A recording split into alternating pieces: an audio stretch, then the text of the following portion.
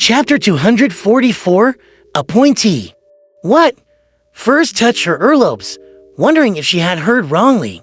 The beautiful, naive, curious, and scatterbrained Miss Audrey actually assigned an assassination mission? Furthermore, the target is the ambassador of Intis, a powerful country in the northern continent. Zhao was slow on the uptake as she hesitantly said, "Our strength isn't enough to complete this mission." The first thing she considered was the difficulty of the mission. Audrey ignored her question and allowed her to imagine the reason. She said, with faint dimples showing, "I'm not asking you to take the job. I just wish for you to find a beyonder with the strength to complete it. For example, Mr. I'll pay you 1,000 gold pounds for this. Of course, this is only my initial offer. The details are negotiable. If it eventually succeeds, I'll pay you 500 pounds. Even if the mission ends up failing, you will receive 200 pounds due to the risk you have taken." Her uninvested annuity and the rest of the bounty was around 13,000 pounds. However, any large utilization of it would certainly attract the attention of Count Hall, and even the Varvet Bank would investigate. She had calculated that 5,000 pounds was the tipping point, and it was best not to exceed it. For 1,000 gold pounds, Zha heard her own heavy breathing, but she quickly became depressed, knowing full well that she wouldn't be able to complete the mission herself. Just 500 pounds to seek out other beyonders in our names while maintaining it a secret, miss. Audrey is the most generous and beautiful lady I've ever seen. Zha quickly returned to reality. While feeling enticed, Force's mind was filled with questions. Why would Miss Audrey delegate such a mission? Is there some internal strife among nobles? Is this the precursor to inciting a war? Is Count Hall representing some important figure in a bid to make the situation turn chaotic? The duo quickly contacted Mr. using a previously agreed upon channel. At 3 o'clock in the afternoon, when the rare sunlight shined through the fog and lit up the whole of Backland, they arrived at the house where they had previously participated in gatherings. There, they saw Mr. sitting with his legs up and his hood over his head, but he gave off a condescending air. "You said that you have something important to talk to me about." Mr.'s eyes moved back and forth between the two ladies. "I heard that some female beyonders would use their bodies to trade for potion ingredients with Mr. Has really a disgusting pervert." First curled her lips and said, "There's a large transaction. I wonder if you're interested in it." Mr. scanned Gio's face and chuckled. "Tell me, let's see what this large transaction is." Holding back the urge to draw her triangular blade, Zha answered with the tone of a tribunal. "Assassinate the Intis ambassador to the Lone Kingdom, Bakerland Jean Maiden." Mr. fell silent, but since his expression was obscured by the shadow of his hood, Zha and Furs couldn't guess what he was thinking. After a while, he slowly leaned back and said with a deep voice, "So, what's the reward?" "For 1,000 pounds. In addition, we will provide the relevant information, such as Ambassador Bakerland is a sequence 6 conspiracist of the Hunter pathway, or that his weakness is lust." Zha tried her best to make Mr. believe that there was hope in completing the mission. Mr. chuckled and said, "I can accept this mission, but the reward must be raised. The first choice is potion formulas to Unshadowed, Cataclysmic Interrer, Prophet, or Manipulator. Of course, their price is higher than this mission. There's no need for the complete formula. A partial formula will suffice. The second choice, 10,000 gold pounds. Heh, this is the bounty of Rear Admiral Hurricane Colongos. Bakerland's strength definitely isn't as strong as he is, but he has powerful aides. Besides, believe me, he definitely has mystical objects on him. A reasonable price, but that's also an exaggerated price." Zha and Furs looked at each other and said, "We shall return and discuss it. At this time tomorrow, we'll give you our answer." "Sure." Mr. made a gesture of farewell. After being let out by an attendant, Furs murmured in puzzlement, "Those are high-sequence beyonder formulas?" Frankly speaking, I find it strange. I thought Mr. O would only want formulas or potion ingredients. Money shouldn't be a necessity for him. Jia turned to look at her friend. First, you really are a naive clinical doctor and author. You must know that Mr. O has many subordinates. They need a house to sleep in, stomachs to fill, clothes to buy, and the need to vent their desires. All of this has to be bought using money. Besides, to some nobles who have declined, what wouldn't they sell if there are gold pounds to be made? Without his men, Mr. O would be just as scary, but he will be rather lacking in intelligence.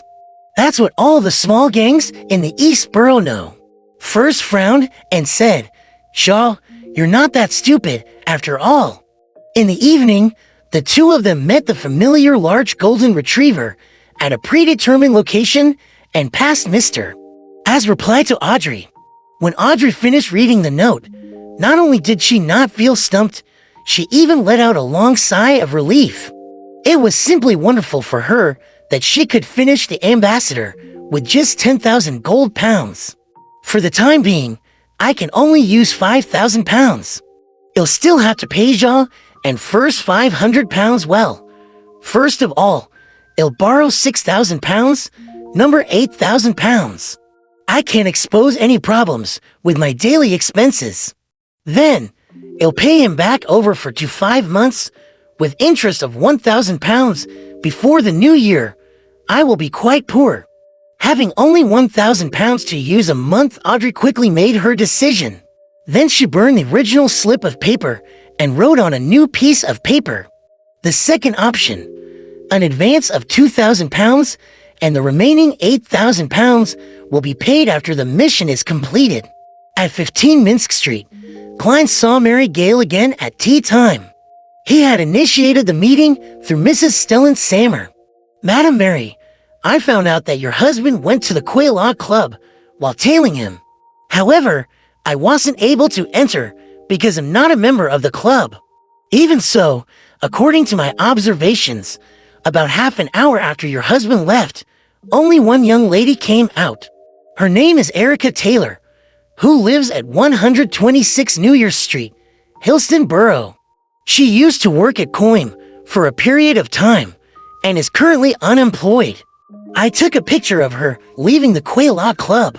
She's unemployed, yet she can live in Hillston Borough, Stellan sneered.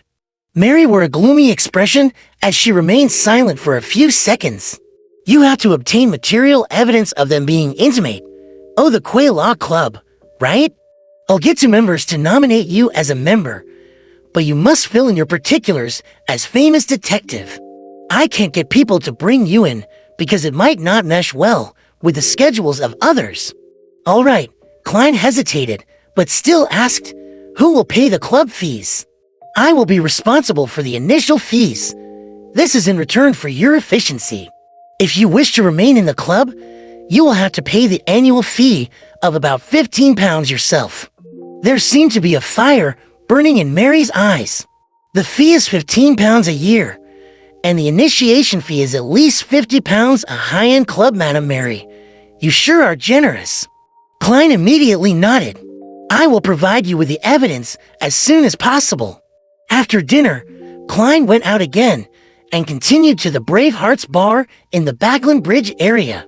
There were two reasons for this. First, he wanted to show his helplessness in front of the military special department and the police who were observing him in secret. He wanted to appear as though he was trying every method to save himself. Second, he also wanted to deceive the mid-sequence Beyonder from the seer pathway under the ambassador's command. In matters involving the Grey Fog, Klein believed that the gentleman or lady would never be able to succeed in a divination, including his own resurrection and past events, as well as how he had successfully created the language of foulness charm through the help of the true creator. This is definitely a powerful item that can affect my opponent.